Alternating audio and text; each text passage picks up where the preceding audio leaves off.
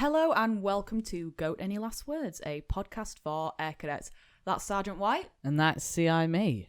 And this week, you may be asking, we will be talking about the moon. So, how much do you know about the moon, Sergeant? Not a great deal. No? I know it's there. Well, before I did this research, I knew that Wallace and Gromit visited it, and it's not made of cheese. It's not made of cheese. No. Well, according to Wallace, it is, so we'll have words after the show. What, with Wallace? Yes. False news. Fake news. We're going to be running this across 2 or 3 podcast episodes, I would say. This first one is going to be more of a general look into all things lunar, and I think we're just going to get straight into it with some fun facts, because it's always a good way to start, I think, the podcast is by giving you 3 really cool, unusual facts about the moon and see if you can remember them at the end. And then see if Sergeant White knows the answer to them. So, Sergeant White, how many visitors has our moon had? And visitors, the definition of visitors is anyone who set foot on the moon or orbited around the moon specifically. My guess is 30. 30, well, not far off at all. So in total, the moon has had 24 visitors. Oh. So this includes both those who have orbited around it and walked on the surface. My question. Yes. The dog, the Russian dog. Laika. Does she count? No, because that was just the first dog in space. Did she not go to the moon? I don't think she made it. Okay. Unfortunately. Okay, that's fine. Rest in power. Try and make me cry in a podcast. No, I was just really wondering rude. if she counted. So these 24 include obviously the famous Armstrong and Aldrin in 1969, but there have been a handful of others, including electrical engineer and Air Force Major General William Anders and fighter pilot and aeronautical engineer Gene Cernan. Any Russians? No Russians. From the list I saw, they were all American names. Is that because this is about astronauts and not cosmonauts? I think that must be why. Yeah. That must be why. So what I've looked at is the term astronaut, but that doesn't take into account people from the Russian Space Federation. Yeah. That's what I say. We're sounding very Caucasian, and I feel like the Russians did do. Oh yeah, we'll talk more about cosmonauts later on in the podcast. Yeah. But also, I think another point, just deriving from that, is that the list that I saw, the 24 people in the astronauts, they were all men. So it should be noted that they are only men, but we've got to think of the women, men, and people who made these missions possible. Laika. Like Laika. And she was a woman. A damn fine woman. Yeah. Mm-hmm. Moving on. Let's see if you can guess it. What is the length of the moon's orbital period? I know this one. It's 27 days. 27 days. Yeah. It's a bit of an easy one, but I think it's a good basic bit of knowledge on the moon. Mm-hmm. And that is compared to the Earth's 365 days. Now, why do you think that the Earth's orbital period is much bigger than the moon's? Because the moon's going around the Earth and we're going around the sun. And the sun is just a little bit bigger. Yeah. Just a little bit. We're also further away from the sun. So yeah, exactly. Got more spin time. Exactly, that's it. So when we look up at the moon in wonder, it always looks like it is completely still.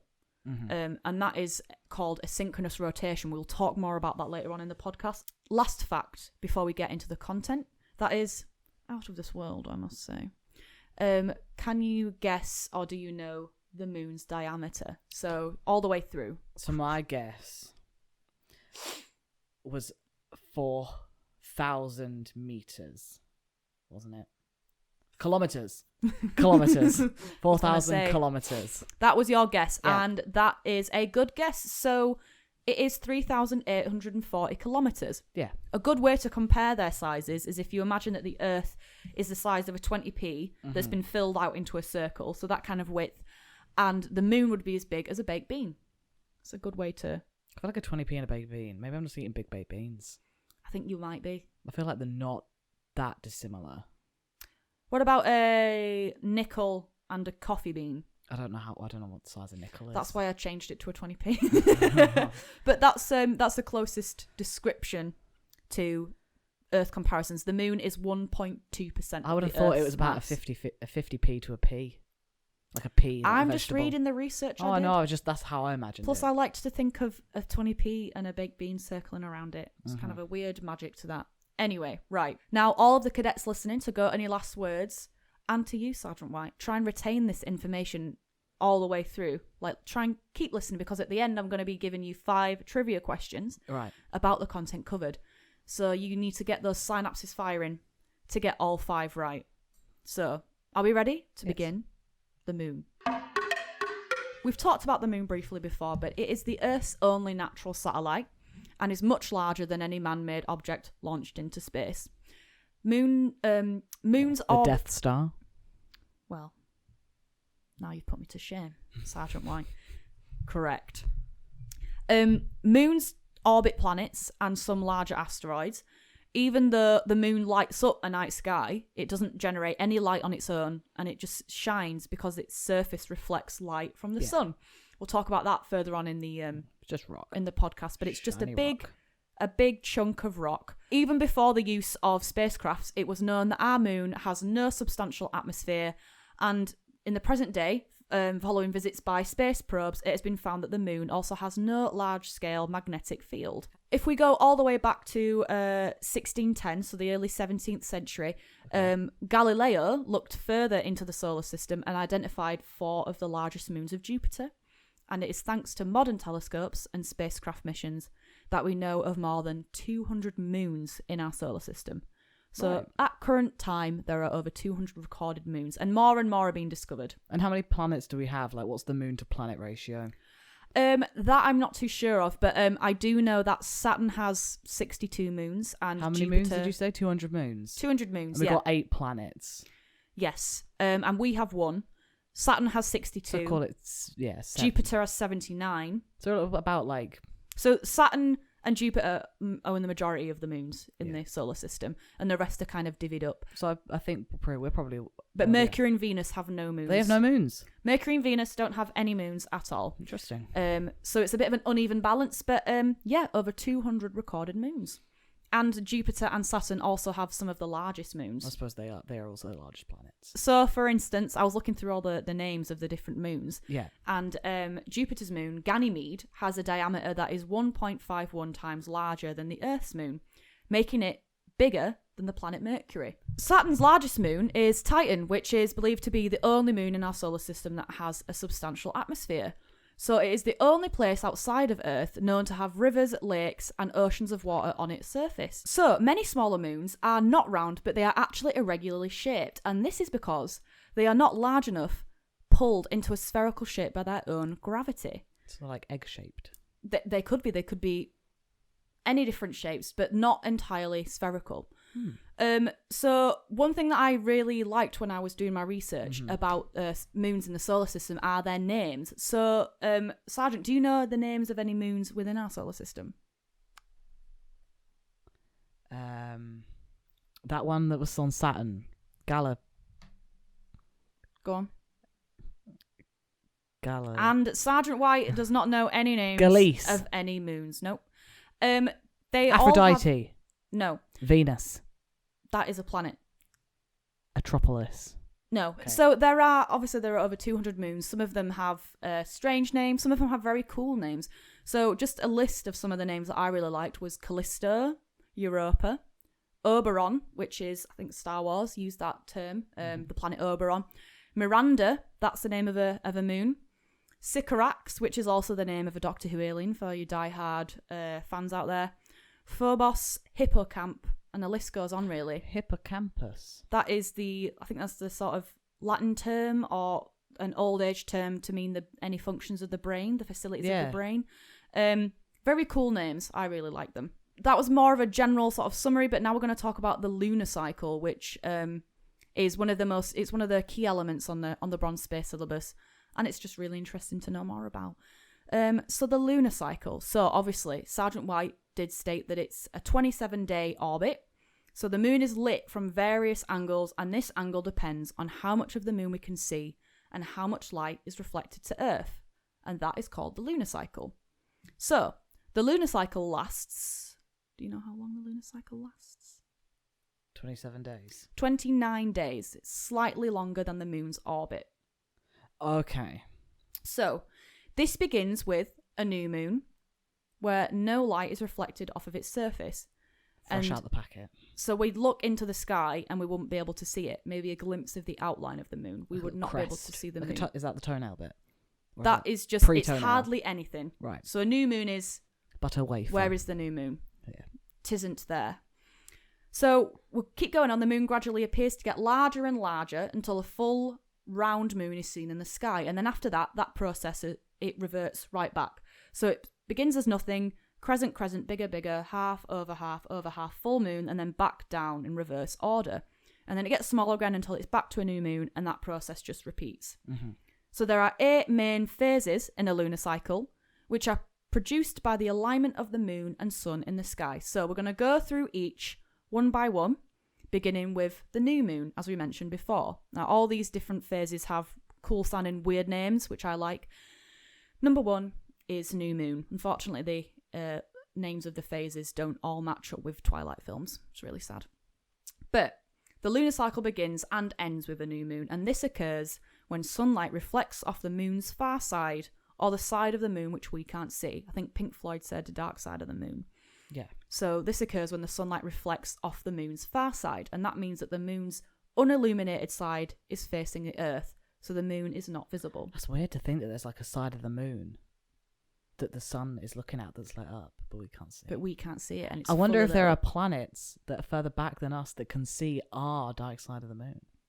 Do you get what I mean? Perhaps, yeah. Well, I think if there were any other living people on different planets, they would get a different angle of it. They'd be able to see. I think the other side of the moon has a lot more craters than our side of the moon. Yeah, it's very interesting. Anyway, but we'll never be able to see, even though it's been completely illuminated on the other side. The next phase from new moon is waxing crescent. So, less than half of the moon is partly illuminated by direct sunlight, and the fraction of the moon that is illuminated increases each night. So then it goes on to the next phase, which is the first quarter. Around half the moon is now illuminated by the direct sunlight, and the fraction of the moon that is illuminated again increases each night. Then after first quarter is waxing gibbous. This is after the first quarter. It's a weird name, I did say. Where more than half of the moon is illuminated by the direct sunlight, but not all of it. And then the fraction of the moon that is illuminated again increases gradually until a full moon is seen. Now, the beauty of the full moon. We are now in the full moon. After waxing gibbous is the full moon. Sounds like you're just waxing someone named Gibbous. What did gibbous ever do to you? After waxing Gibbous, then the full moon comes out. And then it's thanking gibbous or apologising to gibbous. I don't know what I'm talking about. I thought that was real. No, that's not real. So yeah, then we're on to the full moon. So obviously there are a lot of myths and magic surrounding the full moon, with this lunar period being an excellent catalyst for werewolf transformations, pagan ritual. The importance and power of this phase may be because this only lasts for a day or two, when the other ones are a little bit longer. Yeah. This side always faces the Earth, so the entire moon is visible, so you can see the full thing. And then, as I said before, the process reverses, and then we enter the phase of waning gibbous. And now, waxing gibbous is when it's increasing, and waning is when it's disappearing. So, I could go through it all again. Waning gibbous, more than half of the moon is illuminated, and then the fraction of the moon that is illuminated decreases every night, and then that carries on decreasing. It goes into the last quarter. The fraction of the moon that is illuminated keeps on decreasing. Then we enter waning crescent, where there's less than half of the moon that is illuminated by the direct sunlight, and that decreases and increases and decreases until we get again to new moon. I thought it'd be something to do with like convex and concave. That's what I thought it was going to be. Like lunar concave, lunar convex. I understand that. I think that these sound a little bit more mystical, you know? I think that the terms are very good. So I'll go through the 8 phases. Who's Gibbous though? He's a good friend of mine. The 8 phases. So we've got new moon, waxing crescent, first quarter, waxing gibbous, full moon, waning gibbous, last quarter, waning crescent, new moon. Got it. And that just goes forward and backward and forward and backward, just keeps going. Keeps So it's very, very interesting. I think we've all learnt something from that. Very interesting stuff. Now we're going to talk about eclipses. Another lunar phenomena. Yeah. This one is a little bit more visually magnificent than that of the lunar cycle. We see the lunar cycle happen, over a 29-day period. It's inevitable. Every It's constantly 29 happening, days. isn't it? Constantly happening. Sometimes the moon moves in between the sun and the Earth during the orbit, and that causes the moon to block out the light from the sun and cast a shadow onto Earth. And this lasts for only a very short while and can only be seen in certain parts of the world at one time.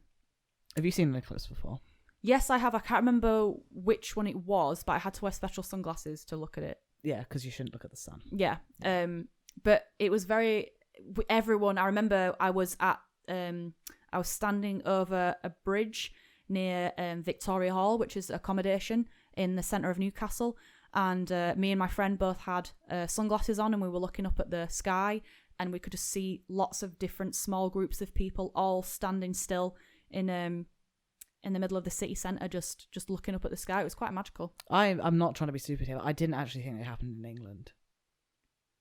You didn't think that happened in England? I didn't think, like, with the way it aligned, I didn't realise we could get it. I thought it was more of like a southern hemisphere thing, which I suppose is not. I mean, like, I can see why you wouldn't. I can see why you would think that, but I think that they happen everywhere. It just changes where you are as to how often they do happen, you know? Like, we're not due another one. We're not due another total solar eclipse until 2090. Like in England? In the UK. Oh, so you saw like the one. So you see one and then you can't see it again. Yeah, I'm not alive then. There are 3 types of solar eclipse. So 3. Does your lunar knowledge hold up? Do you know what the 3 types are? So I know there's a lunar. They're eclipse. lunar eclipses. We're talking about solar eclipses. There's 3 types of solar eclipse. So a lot like lunar eclipse, solar eclipse. No, there's there like something solar eclipse, something solar eclipse, something solar eclipse. So we're not talking about lunar eclipses now? No, we'll talk about those in a minute. Okay. Solar eclipses. Think of the Jaffa Cake advert that happened when you were younger. Oh, half eclipse, full eclipse, total eclipse, semi-eclipse. Total solar eclipse is one of them. Okay, so partial solar eclipse. Yep, so we've got total, partial, and can you guess the last one? Semi. No, so fractional. We've got total, partial, and annular solar eclipse. They're the 3 types of solar eclipses. So we'll go into a little bit more detail here. So, total solar eclipses occur when a new moon completely covers the light of the sun and casts the darkest part of its shadow, which is called the umbra, onto Earth. Right. So this will only be visible in the small areas of Earth where the sky will go completely dark for a few minutes. Wider areas will witness a partial eclipse in those areas, but some areas, like very few areas, will witness a total solar eclipse. What did you see? I genuinely can't remember. I have footage of it somewhere.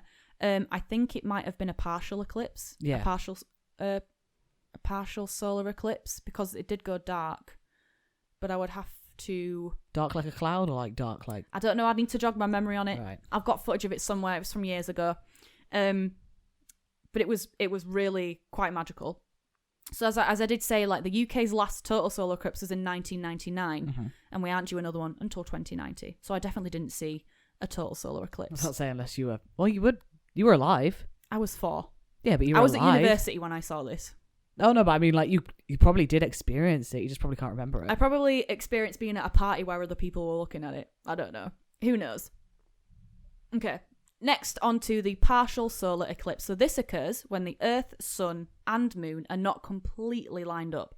So the Sun will have a shadow over part of its surface. These happen 2 to 5 times a year somewhere in the world. So they won't happen 2 times a year in the UK. So that's I think what I was thinking of when I said that I thought they could only happen in certain parts of the world.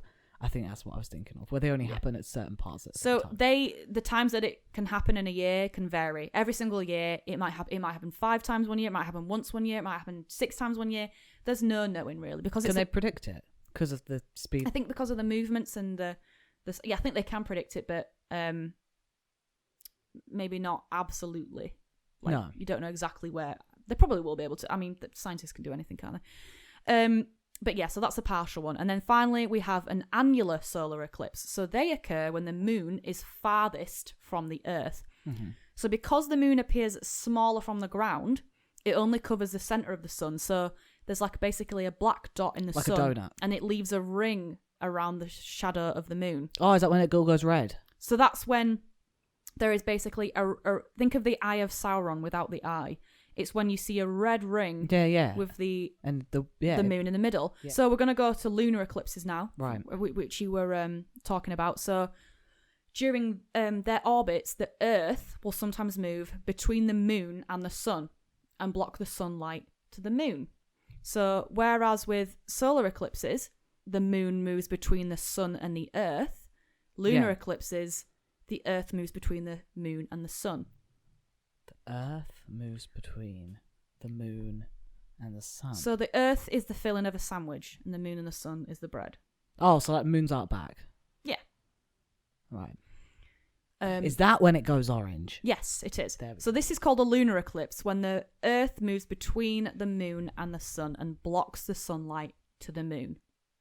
Lunar eclipses last a few hours, and although total lunar eclipses are relatively rare, partial eclipses occur a few times a year. Yeah, I was about to say, I feel like I've seen like a good partial eclipse. Like a big orange moon. We have 3 types of lunar eclipse, so can you name any of those? Partial. Yes. Full. Another word for full. What we just said. Total. Yes. And then what's the last one? You might not get it. Oh. Amoeba. Penumbral. So the Not a 3 chance. types of lunar eclipses are total lunar eclipse, partial lunar eclipse, and penumbral lunar eclipse. Now, What was the other one? The third one of the other one called? annular. Annular. Yes. Okay. Annular and penumbral. Penumbral. Penumbral. If you remember the the item from Harry Potter called the Remembral, the penumbral. Penumbral and the annular. Yes. Okay. Now, I wish I had some Jaffa cakes on me right now, because then we could recreate the advert. I think a lot of cadets probably won't even know that advert was a thing, but there used to be an advert where a teacher would describe how... She was teaching about like you are. She was like teaching me, but then she'd eat a part of the Jaffa cake and she'd go, full moon, half moon, total eclipse, and she'd just keep doing that over and over, basically getting all the Jaffa cakes she can have. But unfortunately, we forgot to get them at the shop today. But if I did have a Jaffa with me right now, I would be able to describe this a lot better for the people watching. Total lunar eclipse occurs when the darkest parts of the Earth's shadow, which was called the umbra, completely covers the moon and blocks all sunlight. And because of this, the moon appears to change to a red colour. Yes. Because the only light that reaches the moon's surface is from red light refracting around the Earth's atmosphere onto the moon. Does that make sense? Yes, it's like the light's going round and like hugging the Earth and shining round. And because it hugs the Earth in that way, for Creates some the reason glow. it creates a red glow. Yeah. And that type of moon is sometimes called a what? Penumbral. Blood moon. Blood moon. Yes, so they're Tangerine. Blood orange. they're sometimes called blood moons because of their appearance. So again, I'd love to see one of those. You probably have, haven't you? I don't remember seeing one. I've seen a very orange moon before.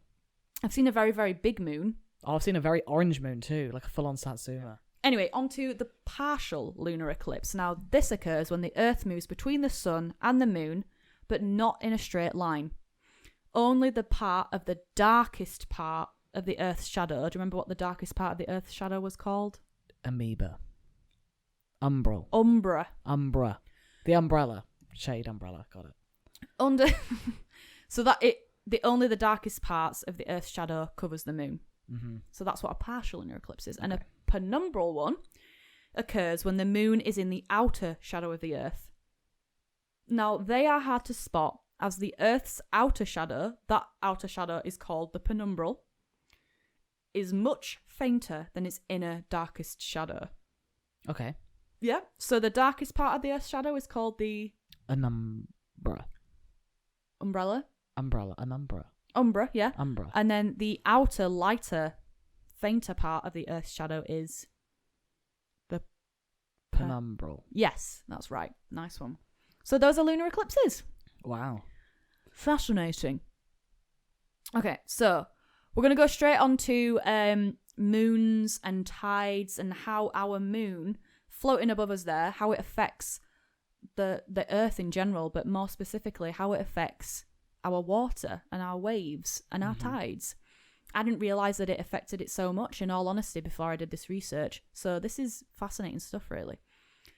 So, this 27-day orbit of the moon around the Earth influences the tides and is vital for the survival of plants and animals, some of them, affecting the migratory patterns of many species. Right. Many scientists argue that the moon stabilizes the Earth's climate, and without it, we would experience dangerously hot and cold weather. Okay. We'll go into that. All right. We will go into that. We're going to take a deep dive into how the Earth's waves and the moon links together. So the oceans cover over 60% of the Earth with a skin of water which is pulled down over the crust of the Earth by its own gravity. I don't like the words skins and crust being used to describe see, water. well, to describe oceans. Blame the bronze space syllabus content. Never heard of an ocean being called a skin covering a crust before. The moon is so large that it has its own gravitational field. So it is not as powerful as the Earth's gravitational pull, but it still provides a second gravitational tug on the oceans called tidal force. We're going to call it the tidal tug. That would have been a I lot wish. better. This force causes the Earth's water to bulge out, but only both on the side closest to the moon and the side farthest from the moon. So if you think it's really hard to describe, so if you think that pull. The Earth is on the left and the moon is on the right, and the side of the Earth facing the moon, the tug is outward towards the moon. Yeah. And then on the opposite side of the Earth, the tug is outwards. So it's like pulling. well. If the Earth was a piece of dough, it's like pulling it Yes, apart. exactly. That's a good way to describe it. So it basically, because of the gravitational pull, it's basically pulling towards the moon on the side closest to it, and on the other side of the Earth, it's pulling away from the moon. It's really hard to describe in your head. How is it? Surely it's pushing away. Yes, probably is that. It's really hard to get your head around, but that's like, there was a picture online. I wish I could describe it to you. I tried to think of ways to sort of describe it, like, think of the Earth as an eye. I don't know. I was down a deep moon-related hole. I was down a moon crater. So these bulges on both sides of the Earth, they are called high tides, and the point when you leave these bulges are called low tides. So our region of the Earth passes through both of these bulges each day. So every single different region of the Earth. So France will go through it. France has the bulge. Siberia has the bulge. So France will go through both of these bulges each day. Everywhere on Earth will go through it once in a day. So during a day at, say, Blythe Beach, for example, we will probably witness 2 high tides and 2 low tides. So the water will seem closer to you in a high tide and is much further out during the low tide. So further on along the day, you might be on the beach and the sea is really, really far out, and then gradually it comes in and you have to move your towel up, further away, further towards the car park, because it's the high tide is coming in. shameful walk of having to walk in your swimming costume all the way down to the beach with your boogie board, and it's like a 5-minute walk and you're just walking away, and then you can thank the tidal tug for that. Yeah.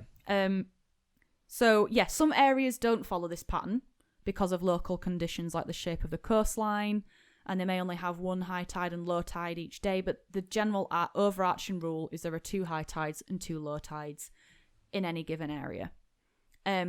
Which I thought is interesting. I didn't know that the moon had such a heavy influence. So I think without the moon's tidal force, the way that our oceans work and the way that our beaches function would be completely different. It would be flipped on its head. So I'm going to talk quickly about some other influences that the moon has. Some more interesting environmental and human factors that are influenced by the existence of the moon. So some animals and plants are said to rely on the moon for their survival.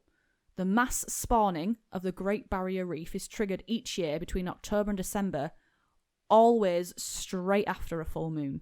Oh, werewolves. No one really knows why. Coral werewolves. Same thing. So that's a really sort of fun, strange fact.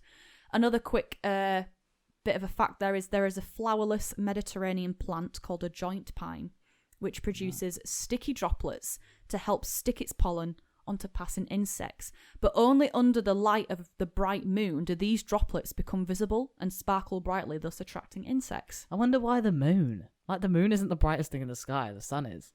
But if they're a nocturnal plant or they need to be stealthy, it's very interesting. So that is called the joint pine. So scientists think that the moon's gravitational pull may be key to a habitable Earth. So the Earth is currently tilted at 23.5 degrees. And this angle affects the temperature of the Earth's surface, which is why it is much colder at the poles than the equator, for example. Yeah. So it is believed that the moon helps to stable this tilt because of that, the secondary gravitational pull from the moon. And over millions of years, this tilt has only said to have deviated by approximately 2 degrees. Oh, right. So it's holding us nicely. Exactly. Thus limiting any extremes of temperature. So making sure that it's not too hot or it's not too cold. So do we need more moons to combat global warming? I mean... Stick one on the other side. Get another one. Balance Get this moon out. 2. So without the moon there, many scientists believe that the Earth's axis would be a lot more unstable and we would be living in either extreme cold or dangerous heat. So that's thanks to the moon. Now, we're getting near to the end of this podcast, so I'm going to talk about some of the fun stuff, and that's about the myth and the legend of the moon and the mystery of it. It's stuff that I live for. So, I'm a fan of creepy magical tales about witchery and werewolves and things like that. But in 2013, archaeologists in Aberdeenshire in Scotland, they excavated 12 massive, specially shaped pits which seemed to simulate the phases of the moon. So waxing gibbous, waning gibbous, etc. And it was discovered that they aligned exactly on the midwinter solstice towards the end of December. That's nice. So they were around 10,000 years old. So that meant that they were probably the oldest measurement of time ever discovered, predating Bronze Age monuments previously found in the Middle East by thousands of years, which is fascinating stuff. So 10,000 years ago, people were using the moon's phases to track their time of year, to track their solstice. It's fascinating. So in the year stuff. 1021, they were using the moon. Think of them now, our ancestors. The moon is celebrated in almost all ancient civilizations, and many cultures have at least one god or goddess relating to the moon. So in Greek mythology, Selene is the goddess of the moon.